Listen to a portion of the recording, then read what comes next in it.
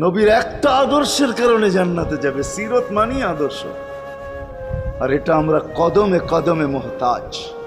কেননা এই ছোট জীবনটা যদি গ্রহণযোগ্যতা পর্যন্ত পৌঁছাইতে হয় আল্লাহর কাছে, চাই নারী হই, চাই যুবক হই, চাই বৃদ্ধ হই, যেই মানুষই হই না কেন, যেখানেরই হই না কেন, যেই বাসারই হই না কেন, যেই বর্ণেরই হই না কেন, যেই পেশারই হই না কেন, যেই সোসাইটিরই হই না কেন, এই জীবনটাকে যদি গ্রহণযোগ্যতা পর্যন্ত পৌঁছাইতে হয় কার কাছে? দুনিয়া আলাদের কাছে না, মালিকের কাছে, যিনি এক ফোঁটা পানির থেকে অস্তিত্ব দিছেন, যার কাছে আবার আমাদেরকে ফিরা যেতে হবে।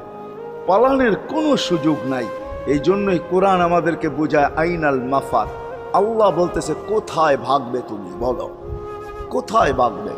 কবির কথাই সত্য, যদিও নাকি পালাও তুমি আকাশেতে লাগিয়ে সিঁড়ি, সিঁড়ি লাগাও যদি